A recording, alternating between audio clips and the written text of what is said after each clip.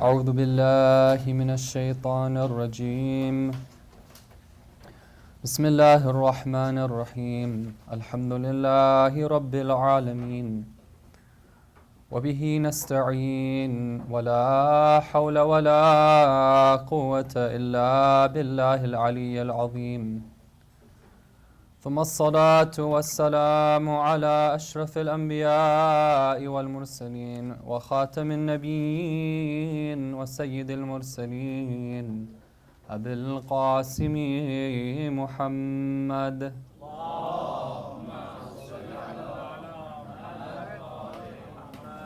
وعلى آل بيته الطيبين الطاهرين المعصومين المظلومين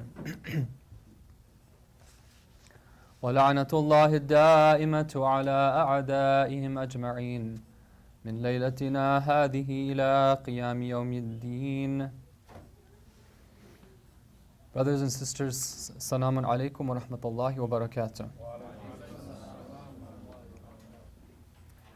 Alhamdulillah for the opportunity to be here. It's the month of Ramadan. It's a blessed month. Last night we had a program here for the night of Qadr. Alhamdulillah, personally speaking, it was a blessing for me to participate in that program, and I want to thank all those who were involved in putting it together. There's a lot of efforts made in terms of preparing food, etc., reciting du'as, and just in general running the program. So thank you for all your efforts. And those of you who missed out, inshallah, you were participating in other places in the area. And if not, then alhamdulillah, we have more opportunities coming up shortly in the next few nights as well. The topic that we are discussing is that of, the title is Me and the Quran. The idea is that we're looking to see what the Quran has to say about us as human beings. And we are looking at different aspects. First, we started by going back to the roots, like where was the first mention of a human being in the Quran? And where did we first come about? And then we talked about the different stages of creation. First we talked about the physical stages, and then last night we spoke about the last and final seventh stage of creation, which is that of the soul, where the ruh enters the body, where the spirit or the soul. And Allah considers this such an important stage that He calls it ruhi, that He calls that ruh that every human being has, even though it's their ruh, it's their spirit, He refers to it as my ruh, because it's so dear to Him. And one of the points that we didn't get a chance to mention last night is that after He talks about this seventh stage, then Allah says, فَتَبَارَكَ اللَّهُ أَحْسَنُ الْخَالِقِينَ. It's kind of like when this is one of the Quran teachers in Qom. He was a very famous figure. His name is Al-Qara'ati. He says sometimes, when you do something and you do it really well, you kind of want to pat yourself on the back, say good job after you do something. So he says that here Allah is the one who's creating, and then after He creates, He talks about His creation. He says, فَتَبَارَكَ اللَّهُ أَحْسَنُ الْخَالِقِينَ. It's as if, not literally, but kind of to help us understand. He says, as if He wants to pat Himself on the back, say that of all the creations that I've done, this is what deserves a pat on the back. This is what's amazing, is when that soul enters the body. Now tonight we want to go a little bit further, look at a different verse of the Quran. Before I explain this verse, I just want to put out a reminder here, which is that our goal isn't to necessarily learn a new concept every night. A lot of the concepts we already know. But one of the goals we're trying to do is to see where these concepts come from. Where in the Quran are these mentioned? Because the Quran is the book of Allah, the Quran is truth, the Quran is a book of guidance. As we start to be able to match these concepts that we kind of know about, that are maybe sometimes are a bit hazy, but we know about them, as we start to see them in the Quran, that will give us a better familiarity with the Quran itself. And when we're reading the Quran, it will start to speak out more to us. Now the verses that I'm going to inshallah be covering tonight begin from verse number 30 in Surah Baqarah. So Surah 2, verse number 30. And these talk about the creation of Nabi Adam alayhi salam and what takes place after that. Now, one of the mistakes that sometimes people make is when they come to the story of Nabi Adam, they say, hey, this has to do with Nabi Adam. It's something that, might apply to us indirectly because he's our, great, great, great, great grandfather. But what does it have to do with me as an individual? So one of the things we want to do, inshallah, is to try and understand how this verse applies to you and me, all of us as individuals. Allah says, أعوذ بالله من الشيطان الرجيم إذ قال ربك للملائكة إني جاعل في الأرض خليفة. Remember, Allah tells the Prophet, recount and remember that incident, that time when Allah tells the angels that I am going to place on the earth a khalifa. Now this one statement right here needs to really be looked at and understood. First of all, what is a khalifa? A khalifa, we normally translate it as a successor. And we think about successors as being something that comes from the time when they used to have empires and kings and kingdoms. You'd have one king who's in charge. And that king then would have a successor in mind. He's grooming that successor. And eventually he's going to transfer power to that successor. And the place where the king used to occupy, that position he used to occupy, now it's being occupied by the successor. Allah is saying here that He wants to place a successor in the earth. So the first question that comes to mind is, well, why would Allah need a successor? Because is Allah going to go off somewhere? Like, is Allah going to take it? He's going to go on vacation or something? He needs somebody to take his place. When you have kings, they're going to die. But Allah is Al-Hayy. He's ever living. And He's not limited to any place. He's always there. But what we understand from this is that Allah wants He desires a creation on the earth who can be His representative. And representative in what? Is it that that person is going to just be somebody who conveys a message from God? No. He's going to be a representative in all ways. Meaning that whatever Allah is, whatever goodness He has, whatever perfection He entails, Allah wants a creation on the earth who's going to possess that same level of perfection and goodness. Now this is something which is quite amazing. And it's amazing for those angels that Allah is speaking to as well. They're thinking to themselves that Allah wants to do this. Why? Why does He want to do that?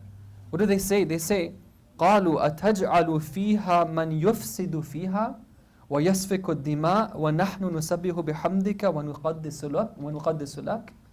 They said that, are you going to do that, O Allah? While it's the case that you're going to place somebody on the earth who will cause corruption, is going to wreak havoc, and is going to spill blood as well. That's while we, angels, we are the ones who do your tasbih, we glorify you, and we praise you, and we're always in a state of worship when it comes to you. Even the angels are surprised, and they're questioning. They're not questioning God in the sense that they're trying to question the wisdom of God. They're trying to tell Him that, oh God, you're making a mistake here. No, that's not what it is. They really cannot understand why it is that Allah would want to do something like that. Because they said that we are such creations that if you want to pick anybody to be a worthy representative of you, Allah, then you choose one from us. Because we're the angels. We're the ones who pray all the time. We're the ones who obey you all the time. Let us be your representative. What we understand from this is that the angels were under the assumption that they were at the highest pinnacle of perfection, meaning that they had gotten to a place that nobody else could get to, and that they were worthy of being God's representative on the earth. Now, a little bit about the angels, like who are the angels and what kind of beings are there? We mentioned last night that tradition from Imam Ali, which was a very eye-opening tradition, and it caused a few of you to come and ask some good questions as well, to which I encourage. The hadith said that The angels are creations which have an aql, but they don't have shahwa. What we understand from that is that the nature of an angel is that an angel is not part of the material world. Where does shahwa come? Where is it that somebody has that lust and that base desire? It comes about by being part of the material world. Why do we hunger for things? Why is it that we compete with each other? Why is it that you have bloodshed and fighting and injustice and people trying to take power over one another?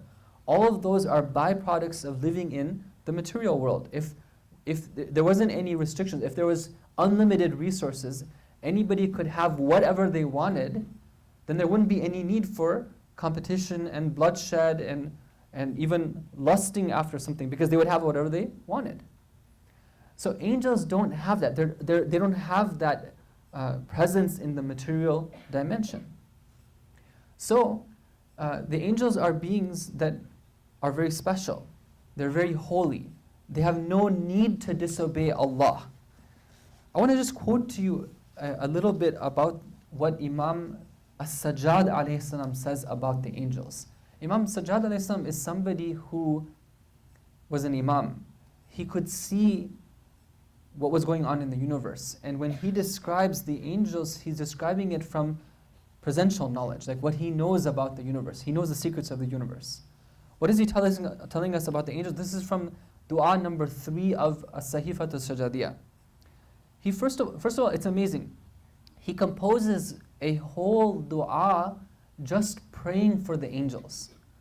It goes to show that in the eyes of somebody like the Imam, how important these angels are. What does he say about them? He says, "O Allah, as for the bearers of your throne," we know that some angels are the bearers of the throne of Allah, who never get tired in worshipping you, who never become tired of calling upon you and worshipping you, bless them and the angels below them as well too. So the same thing that the angels say, they say that وَنَحْنُ نُسَبِّحُ بِحَمْدِكَ وَنُقَدِّسُ لَكَ, that we glorify you, we praise you, we're always in a state of obedience towards you. Imam is acknowledging that and he's praising them for that. He said this is the way they are. Then he describes some of the things that they do in this universe. He says that the angels are the keepers of the rain. Allah has put them as custodians of the rain. They have the keys to that big rain box that's up there somewhere. They're the drivers of the clouds as well. They are the escorts of snow and hail, and the descenders with the drops of rain when they fall. It's very beautiful. In the eyes of a wali of Allah, somebody who has gotten close to Allah, when they see rain fall, they don't just see the rain fall. With every raindrop that falls, they can see the angel that's accompanied as well too, because it's an angel created for that job, and that sole job is to bring that raindrop down from the sky and bring it down to the earth so that it can hit the earth and then do whatever it needs to do, like for example be the source of greenery to grow and plants to grow. What else do? They watch over the treasuries of the winds. They are charged with the mountains lest they disappear. The mountains are enormous creations of Allah, but they have to, there's a process that Allah has put into place to preserve them and protect them, and part of that involves the angels. And then he says they are the ones who, and then he quotes from the Quran. The Quran tells us something about the angels. It says, "La ya'asuna Allah ma amarahum wa yaf'aluna ma yu'marun." The angels are like this. They do not disobey Allah in anything that He commands them, and they do exactly what He has told them to do. This is the nature of the angels. They're busy, they're valuable creatures. They play a very important role in the universe. They're praised by the Imam of the time. But guess what? That's not enough. They're not worthy of being the Khalifa of Allah in the land. There's something that they're missing. So let's go back to that story. Now before I do that, I just want to mention a side point here. There's a story of an angel named Futrus. I don't know if you've heard of this story. It appears in some of our traditions that are narrated from the Ahlul Bayt and Muslim. The traditions go like this. They say that there was an angel who was named Futrus, and once he was sent on a mission to perform some task, and he was a bit, he procrastinated a bit before performing that mission. Now, the way the tradition says it, it says that as a result, something happened to his wing, and he was no longer able to fly. Now, just keep in mind that we understand angels to be immaterial beings. So when we talk about wings and flying, all of these are just things to help us understand a reality that goes beyond the physical realm. The tradition says that his wing was like clipped, and he was stuck on a particular place on the earth. Then what happens is that when the household of the Prophet receives the glad tidings of the birth of Imam Hussein alayhi salam,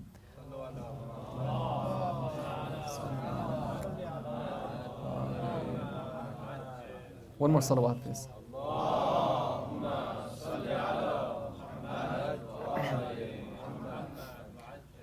The angel Jibreel and a host of angels decide to go and give congratulations to the Prophet on the birth of Imam Hussein. And when they land on the earth, they land in that same place that angel Futrus is. And they ask him about his situation. He says that, this is my plight. I've been worshipping Allah for, I think, 600 or so years. Is there anything that I can do? So Jibreel tells him that I'm going to see the Prophet. And so Futrus says that, can you please take me along? Because he couldn't fly. So they take him along, and when the Prophet sees him, he asks about him, and then he prays for him. And he tells him to rub his wingtip on Imam Hussein alayhi salam. And as a result, he finds shifa, and he's cured, and he's able to then fly again. Now, this is a very beautiful story, and it appears not only in one tradition that we have from the Ahlul Bayt alayhi salam, but the question that it brings about is that, well, we said that angels are beings that always obey Allah. وَيَفْعَلُونَ مَا يَأْمَرُونَ and لَا يَعْصُونَ اللَّهَ مَا أَمَرَهُمْ. They do not disobey Allah in anything that He commands them. So why is it that Futrus was a bit hesitant? He procrastinated when Allah commanded him to do something. I just want to mention it because it's a question in some of your minds. When we look at the Quran doesn't mention these types of angels. The Quran mentions angels that do what God tells them to do. So, if this is a true story, then either this angel is a different type of angel that the Quran doesn't tell us about, in which case we can't really comment on the nature of this angel, or what the angel did was not a sin. It wasn't that he disobeyed Allah. It was just that he did something which wasn't the best thing that he should have done. So to that level, they do have free will to choose something which may not be the best of two options. These are just two different answers that are given to something. What we understand from the Quran, what we understand from the du'as of the Ahlul Bayt, like this one right here, is that angels are beings that obey Allah in everything that He tells them. Now let's go back to our discussion right here. We were talking about the creation of Nabi Adam. And we said that Allah tells the angels that I'm going to place in the earth a Khalifa. And the angels have a question. They say that, well, if you want to choose a Khalifa, a representative, then choose somebody from us.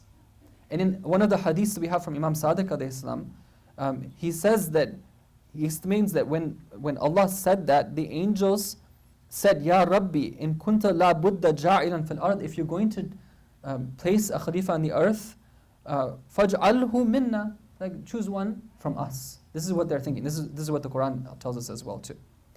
Now, Allah tells them something in response. He says that, قَالَ إِنِّي أَعْلَمُ مَا لَا تَعْلَمُونَ. I know something that you don't know. You think that you already are at that level where you can be a representative of Allah on the earth. You can be the successor. You can be the Khalifa of Allah. Actually, I know something that you don't know. And then He goes about to show them their ignorance. What does He do? وَعَلَّمَ آدَمَ الْأَسْمَاءَ كُلَّهَا ثُمَّ عَرَضَهُمْ عَلَى الْمَلَائِكَةِ. Allah then teaches Nabi Adam all the names, all of them. And I emphasize all the names, all of them, because that's what the Quran says. Al-Asma means all the names, kullaha, all of them again. Now what are these asma? Right? What are these names that Allah is teaching Nabi Adam? What comes to mind when we first read this verse, probably when we were kids, is that it's a bunch of It's a memorization game, right? It's that Allah teaches him, okay, well, here's an apple, and here's like a wood, and here's, the sun, and basically memorize all these things. And then it's kind of like a spelling bee. You go up there, and the angels are there. We're going to ask you a question, and then you'll know there's something that the angels don't know, right? That's something that we kind of have in mind. But the verse tells us something different. It's something much more deeper than that. Because if it was just a matter of certain names that the angels just had to memorize, then they could have done that as well too. The angels are very special beings, remember. They're very honored. They're very dignified. What we understand from the verse we're going to see right now is that the angels did not have the capability to learn that thing which Nabi Adam is going to learn. Now, before I go on, I just want to explain something about learning and knowledge. Usually we think about knowing something as what? We think about it as like we learn some concept and we memorize it. But in the language of the Quran, knowledge isn't just limited to memorizing a concept. There's an analogy which is given frequently, which is a very good analogy. I'm sure that you've heard this before, but maybe not in this context of knowing. Okay, let me just share the analogy with you. It's the analogy of fire. Okay, imagine that you've never seen fire before. And I start to describe fire to you. I say that fire is an entity which, it doesn't have, it's not in a fixed state. It's always moving around. And when you go near it, it's hot, it's bright in color. It can burn things. It can turn wood into like ash. And if you put your hand in it, it's going to like hurt your hand, etc. I start describing to you. Now, some sort of image of that fire is going to come to mind. But now, when I take your hand and I take you to a bonfire that's flaming and you see a fire firsthand, then it's going to be a totally different experience because you see what a fire actually is. Your knowledge of the fire has now enhanced and increased in a completely different way than it was before. It wasn't just like some information, it's something now you're experiencing. Now, you're watching that fire. Now let's say that you happen to stumble a bit and just a bit of you, like maybe just your tip of your finger happens to go into the fire.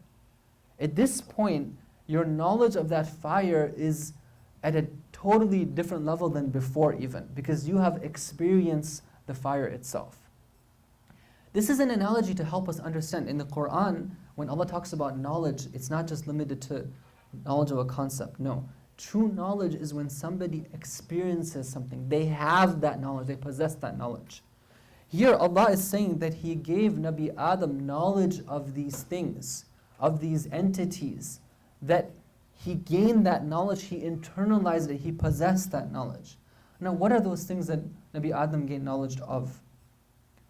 When you go to ahadith, they mention different things. They mention different objects in the universe. They mention the names of the Ahlul Bayt alayhim wassalam. They mention the secrets of the universe. And what the verse says is that all the names, so all the secrets of the universe are taught to Nabi Adam in a way that the angels can't know them. And then the verse continues. Allah commands Nabi Adam. He says, فَقَالَ أَنْبِئُونِي بِأَسْمَاءِ هَؤُلَاءِ إِن كُنتُمْ. Basically, this is what he says. عَرَضَهُمْ ثُمَّ عَرَضَهُمْ عَلَى الْمَلَائِكَةِ. Allah shows these same names to the angels. He taught them to Nabi Adam, and then He shows them to the angels, and He says that أَنْبِئُونِي بِأَسْمَاءِ هَؤُلَاءِ إِن كُنتُمْ صَادِقِينَ. O angels, tell me about these. Okay, if you think that you are at the level of knowledge where you can be my Khalifa, then tell me about the names of these things. And the angels look at that and they say that we can't do that. قالوا سبحانك لا علم لنا إلا ما علمتنا إنك أنت العليم الحكيم. They realized the mistake that they made. They thought that they were worthy of being God's representative. God knows everything. But here they came across something that they didn't know. So they say that, oh Allah, we don't know, but that which you have given us, you are the one who is all-knowing. Now to complete his argument against them, he tells Nabi Adam, قَالَ يَا آدَمْ أَنْبِئَهُمْ بِأَسْمَائِهِمْ فَلَمَّا أَنْبَأَهُمْ بِأَسْمَائِهِمْ قَالَ أَلَمْ أَقُلْ لَكُمْ إِنِّي أَعْلَمُ غَيْبَ السَّمَاوَاتِ وَالْأَرْضِ وَأَعْلَمُ مَا تُبْدُونَ وَمَا كُنْتُمْ تَكْتُمُونَ. He tells Nabi Adam, he says, "O Adam, you go and inform them of the names of these things."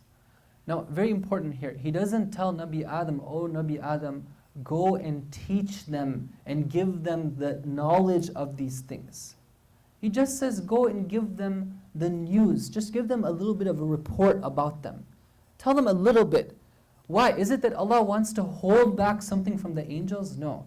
It's because they don't have the capacity to be able to learn these things, to internalize them and to possess them. He just says, give them some information, and then he tells them that I told you. Did I not tell you that I know the unseen of the heavens and the earth, and I know what you show and what you hide as well too. This is the story in the Quran. But brothers and sisters, there's a lot that we can learn from it. First of all, this is not something which is just limited to Nabi Adam alayhi salam. In these verses, we are seeing one of the reasons why Allah created all of us. Allah had creations before, like angels and jinns and animals. But Allah wanted to create another type of creation that would have the capacity to rise even beyond the level of angels. They would take on that responsibility and that honor of being His Khalifa on the earth. And that's something that applies to every human being. For all of us were created so that we could be the successor of Allah. We could gain knowledge and experience the secrets of the universe in a way that angels can't even do. Now, as an individual, when I understand that, I should be saying, wow. Now, isn't that amazing that Allah has given me such a capacity? That's what I was meant to be. That's what I was carved out for. That's what He's expecting of me as well too. It suddenly gives me a totally different identity. I'm not just your average sort of, another type of advanced type of creature. Sometimes you look at these cartoons, right? And you look at, they take animals and they put them in the form of human beings. They make them wear clothing and they make them talk and they make them drive cars and etc. Right? And the impression that we get is that there's not that much of a difference between human beings and animals. With a little bit of a change, an animal could become a human being. But what we're understanding here is that, wait a minute, no, there's something that is way more, higher that's expected from us as human beings. We are expected to take on this responsibility and this honor of being the representative of Allah on the earth. What happens at that point? If somebody can reach that point, at that point they get access to the secrets of the universe. Look at one of the traditions that we have. It's reported in one of the books. It's called Uddatul Da'i. It's a very beautiful book. And he says that we have a hadith Qudsi which says the following. It's from the words of Allah.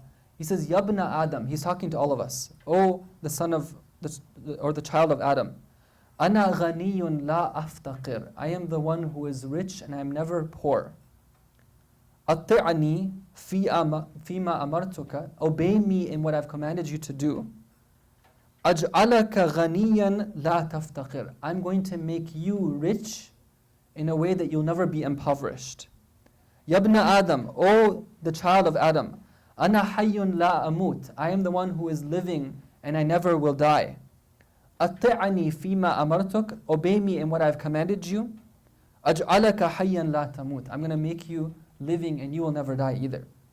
Yabna Adam, Ana aqulu li shay'in kun fayakun. O human being, I tell things kun fayakun. I say be and it is. Atti'ani fima amartuka. Obey me in what I command you. Aj'alaka taqul lish-shay' kun fayakun. I'll make it so that you can tell something kun fayakun. Be and it is. This is the path, the goal that Allah has envisioned for us, brothers and sisters. And that should change our perspective. Now I want to make just a couple of points as practical lessons that we can take from them. First of all is that we have to start somewhere. All right? It's not that we have to expect that on day 1 or let's say year 30 or year 35 or wherever we're at, that we have to be at that high state where we're higher than the angels. But we have to start somewhere. This is not meant to be something which is limited to just Nabi Adam or Nabi Nuh or the Ulul Azam prophets or anybody. No, this is the reason why Allah created everyone. Right? You might ask that if that was the case, then why is it that we find so many people who don't reach that stage where they are such devout servants of Allah that they get access to the secrets of the universe? Well, the answer is that doesn't, just because people don't get there, that doesn't invalidate the system. Right? Because the system is there, the potential is there, and we have those individuals who do reach that. So this is a path which is meant for all of us. Let me share with you a tradition. One time what happens is that, and this is a really good lesson for us. There were some companions who went to the Prophet, Muhammad sallallahu alaihi wasallam.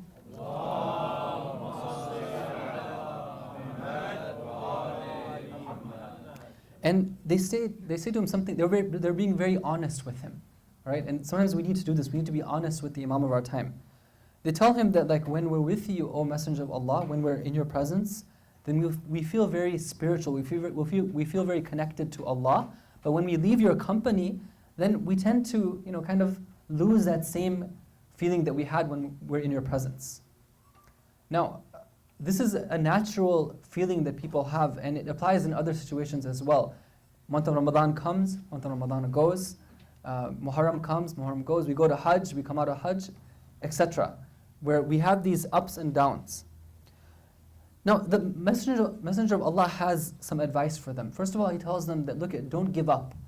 Just persevere. He says that if you were to persevere in this state that you have when you're with me, then what would happen is that eventually you would get to the point where you would shake hands with the angels. As if, like, when you're about to now surpass the angels, you're going to say goodbye to them, you're going to shake hands as you go on your way.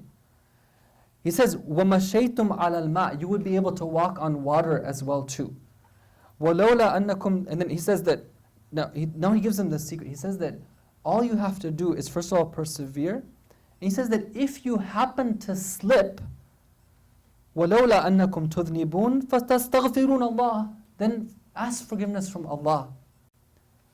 And then he goes on to say something very beautiful. He says that Allah created, خَلَقَ اللَّهُ خَلْقًا حَتَّى يُذْنِبُوا. He created a creation such that they will sin and then they will ask Allah for forgiveness after sinning. حَتَّى يُذْنِبُوا ثُمَّ يَسْتَغْفِرُ اللَّهُ فَيَغْفِرُ اللَّهُ لَهُمْ. And then Allah is going to forgive them. It's very beautiful. He says that Allah created human beings and He gave them free will. He knows that they have the choice. He understands that they're going to slip from time to time. So He created them so that when they slip, not that they intentionally do it, but when they slip, they do istighfar, they come back. It's never too late. You come back and you start back up again. And you go back and pursue. And then He says something amazing. He says that if it weren't the case that you were to sin, then Allah would have created another creation that would sin and then do istighfar. Meaning Allah had a creation before us where the angels, they didn't sin. But He wanted the human beings to be there who would, if they were to sin, then they would ask for forgiveness. So the point is, brothers and sisters, that we need to start somewhere. We need to get to a certain point, and we need to start, like, sometimes we look at other examples, like of prophets, of ulama, of urafa, and we're like, oh, that person's there, I'm never going to get there. But you have to ask the question, were they always like that? Like, was Ayatollah Bahjad always Ayatollah Bahjad? Was Imam Khomeini always Imam Khomeini? Was Shahid Sadr always Shahid Sadr? No, everyone started out as an average, Muhammad or Ruh Allah or whatever their names were, and they started working somewhere. They started at a certain point. If they fell down, they got up and they're ready to for the next round, right? That's the way we need to be. The other point I want to make is that we need to set our standards a little bit higher. Sometimes we find that mu'mineen are sort of happy with settling for the basics.